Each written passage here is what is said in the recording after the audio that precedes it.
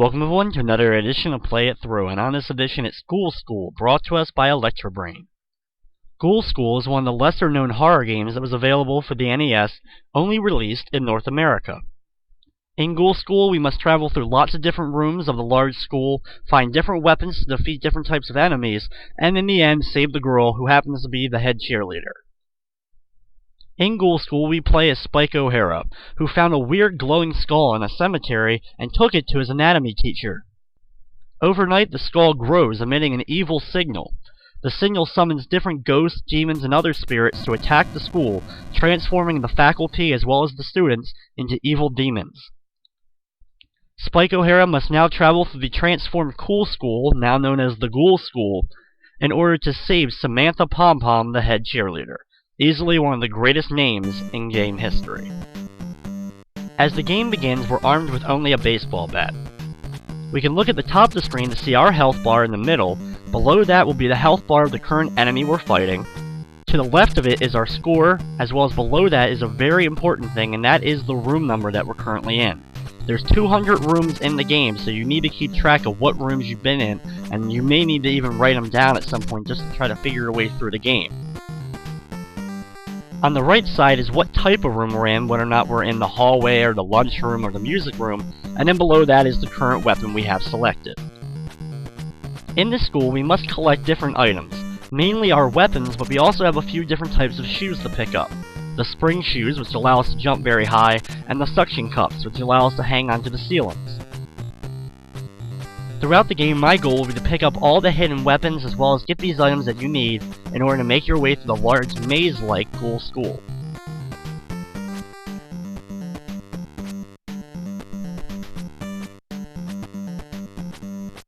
It may take you a while to get used to using the baseball bat, especially on the moving enemies that jump. You need to hit them and then quickly back away just a little bit before you can hit them again. The good thing is, though, you can hit them multiple times. Even while they're flashing, you could still deal a hit or two to them. One of our first stops is the locker room.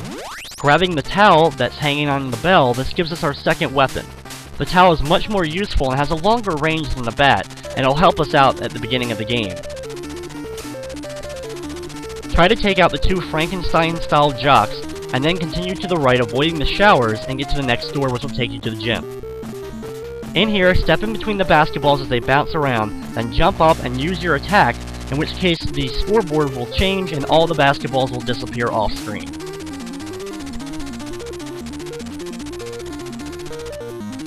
The next room is the weight room.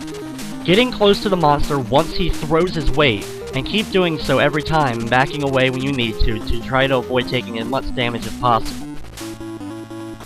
The great thing, though, about this game is enemies do not respawn. So if you take out an enemy now, on your way back through, or even if you have to re-travel to the room, you're not going to have to worry about dealing with them.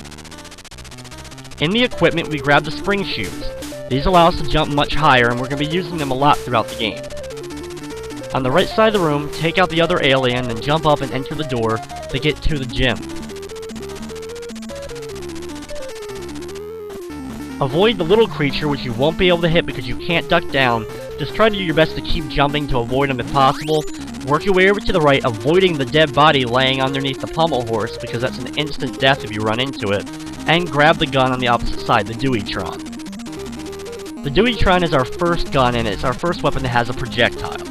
While you think this would be much better than our previous weapons, unfortunately it's a very weak gun, and it will take a lot of hits to take out most of the enemies.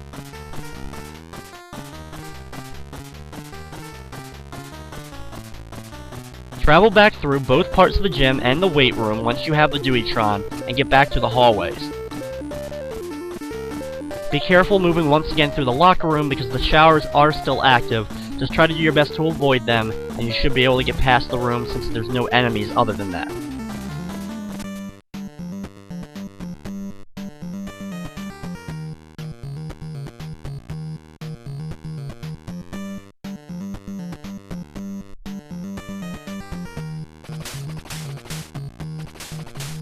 If you've already gotten used to using your baseball bat or the towel, continue to use this for a little bit because it'll make the battles against a lot of the monsters go a lot quicker.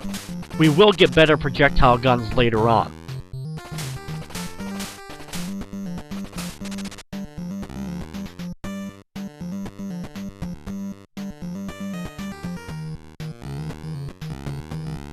In this room, move your way across the crates, and avoid the bats. You can take them out with your projectile, but it'll take a few shots, and it's much easier just to avoid them as they gang up on the left side of the screen and you can just continue moving to the right. Equip the gun though before you head upstairs here to shoot the little alien that's directly at the top of the stairs. If you move up the stairs too far, just back down and come back up and you'll be able to hit him then. There is 2 more in this room, so if you want to work your way all the way back to the left once you got one follow him to take him out, you can, or just try to do your best to avoid him and get to the door. Here, use the Deweytron to take out the green alien monster on the right side of the screen that throws its head off at you. It'll take a good amount of shots, but it'll also protect you so you don't lose too much more health. There's another alien on the right side of the screen. Once he moves over just a little bit, jump over him and grab the next weapon, the Spinal Zap. You have to get directly on an enemy in order to actually hurt him with this, but this is going to kill instantly pretty much a lot of the monsters that we're going to be fighting for the beginning parts of the game. Once back in the hallway, once again suffering all the pain and punishment you're going to have to, trying to avoid the little tiny aliens on the ground. Trust me, eventually you will get something to take those guys out, even without having to standing on a staircase.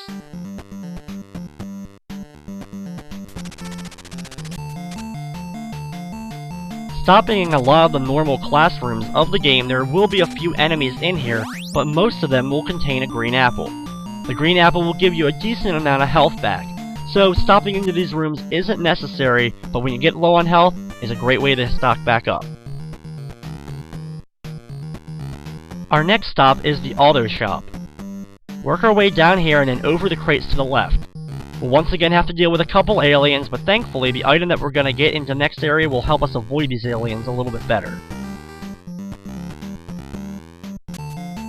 The monkey enemies in this room are extreme annoyance and they do a ton of damage to you.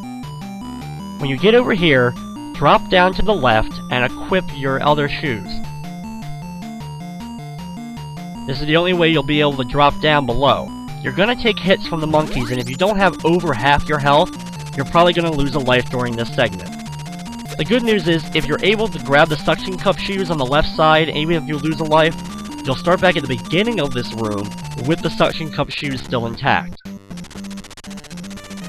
Here I use one of my first trick jumps of the game. Jumping up with the spring shoes, but before you hit the ceiling, switch over to the suction cup shoes and hold up when you get out of the menu. This will allow you to come out of the menu and be stuck to the ceiling, and you'll be able to walk across the ceiling and avoid the little aliens. Since I took a pretty brutal beating in the auto shop, I'm going to come over here to the left to this classroom, take out a few green demons, and grab myself another green apple.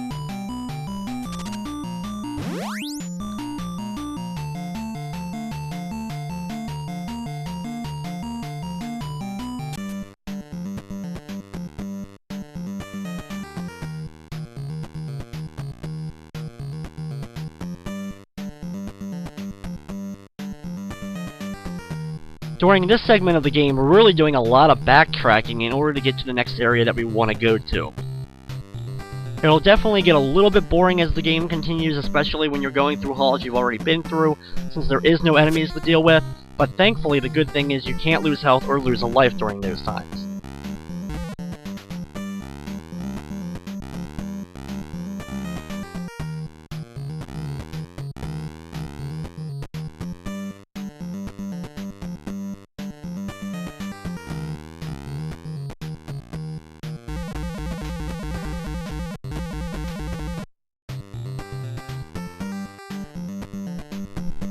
When we go to the left here, jump up and then head to the right, avoiding the stairs. You just want to go straight, and we'll come to another crate room. In here we have some of the red aliens to deal with, and we'll use the Spinal Zap to take them out easily.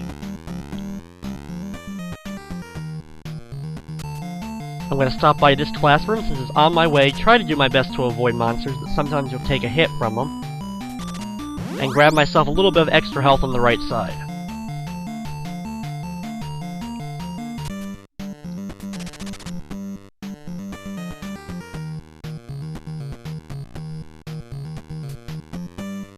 This is another case where you want to use the Deweytron to try to hit the little alien on the steps. It'll take you a time or two sometimes just to get the even plane with them so you can actually hit him, but once he's done, at least you don't have that one to contend with.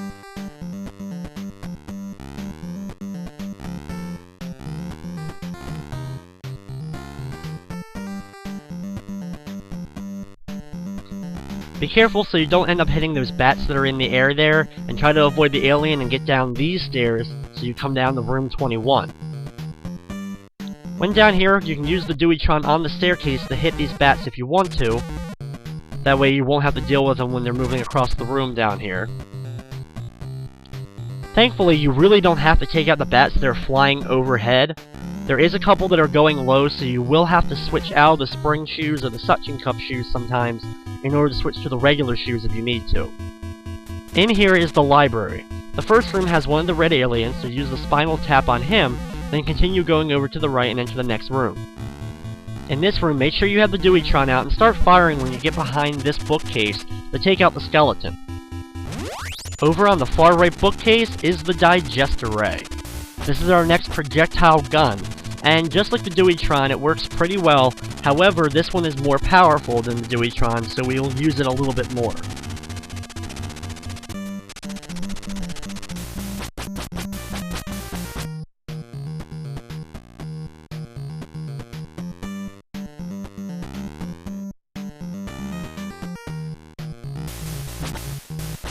Back in this large bat room, use the digester ray to take out the bat above, and then continue to the right, and if you need to, unequip your shoes on any low-flying bats so you can sneak under them without having to take them out. Climb the stairs on the far right. If you're quick enough, the bats won't be able to catch up with you and hit you. Use your new gun or the spinal zap in order to take out the green monster in this room.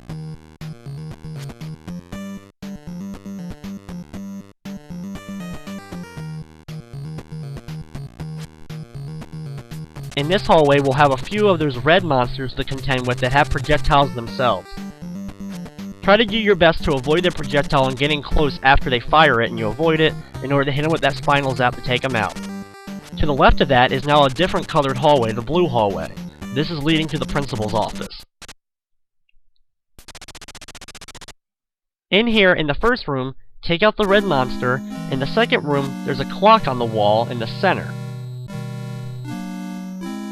In order to get into a room later, we'll have to hit that with a bat, and we'll do that on our way back through the room. In the third room, equip the digester ray, and then get on top of this area.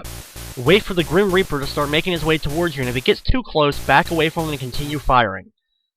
Once you've taken him out, Death ends up leaving his sickle and flies up just like a normal ghost. I guess now the laws of death wouldn't apply, but you can still die in the game. The sickle is a very important weapon because we'll actually be using it to defeat the final boss of the game. In that previous room, you must use the bat in order to take out the clock on the wall, and be sure you do that when you're working your way back to the office or on your way through the office the first time.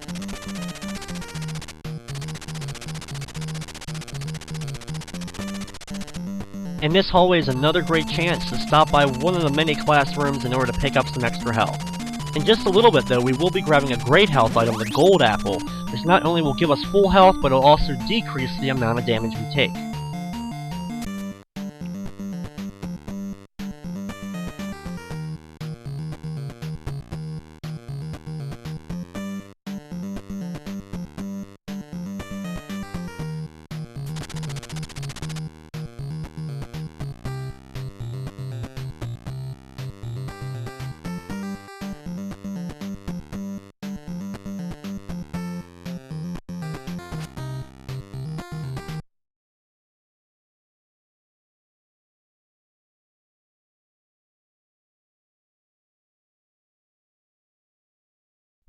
After working our way through a lot of pretty much empty hallways at this point, we'll eventually come to the room that we need to, the cafeteria.